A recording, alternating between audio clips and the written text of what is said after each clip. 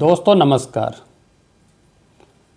Budget 2026 में जो amendments हुए थे उसमें से कुछ को मैं ऑलरेडी हाईलाइट कर चुका हूं और मैंने पहले भी वीडियोस में कहा था कि जैसे जैसे कुछ जो अमेंडमेंट्स जो मेरी नज़र में आएंगे और जहां मैं समझता हूं कि उसके ऊपर डिस्कशन होना चाहिए उसको मैं आपके साथ में ज़रूर डिस्कस करूंगा। तो आज ऐसे ही एक अमेंडमेंट के बारे में बात करता हूं। दोस्तों जैसा आपको पता है कि टैक्स लिटिगेशन में लगभग एक पोजीशन तय है कि जब भी सीबीडीटी कोई सर्कुलर रिलीज करती है तो ये टैक्स डिपार्टमेंट के लिए बाइंडिंग होता है, लेकिन एसएससी के लिए बाइंडिंग नहीं होता।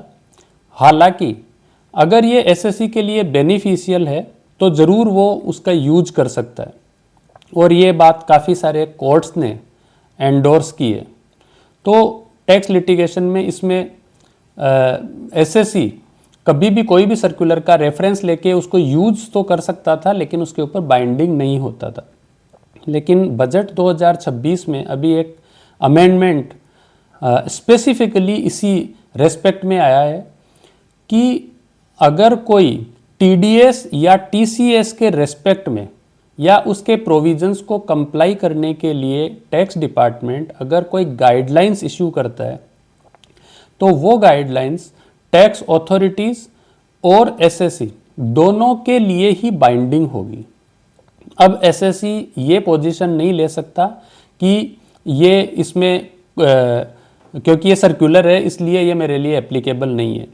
तो ये चीज़ बहुत एक इम्पोर्टेंट एक अमेंडमेंट है। लेकिन दोस्तों ये पोजीशन केवल और केवल टीडीएस और टीसीएस के प्रोविजंस के रेस्पेक्ट में ही है, बाकी के प्रोविजंस के लिए नहीं है। तो बाकी के प्रोविजंस में अभी भी जो पुरानी पोजीशन थी वो ही अभी होल्ड करेगी।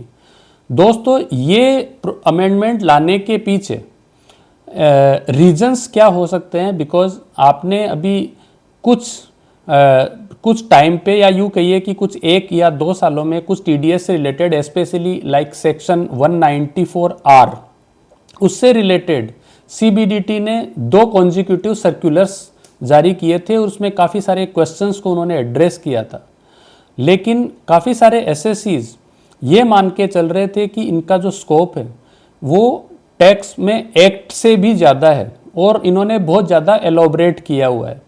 इसलिए कुछ एसएससीज ये पोजीशन ले रहे थे कि ये डिपार्टमेंट के लिए एप्लीकेबल हो सकता है लेकिन एसएससी के लिए बाइंडिंग नहीं हो सकता। तो दोस्तों उसी पोजीशन को उन्होंने चेक करने के लिए ये अमेंडमेंट्स स्पेसिफिकली टीडीएस और टीसीएस के लिए लेकर आए हैं, जिससे कि गवर्नमेंट को टैक्स कलेक्शन में कोई बहुत ज़्यादा इश्यूज नहीं हो और अननेसेसरी वो लिटिगेट नहीं हो। तो ये चीज़ आपको ध्यान में रखनी है। इससे रिलेटेड या और कोई भी अमेंडमेंट से रिलेटेड आपका कोई क्वेश्चन या कोई ऐसा कमेंट है तो आप मुझे ज़रूर बताइए। और अगर आपको लगता है कि मैं इसके बारे में आके बात करूं या वीडियो बनाऊं तो भी आप मुझे कमेंट्स कर सकते हैं। Thank you so much.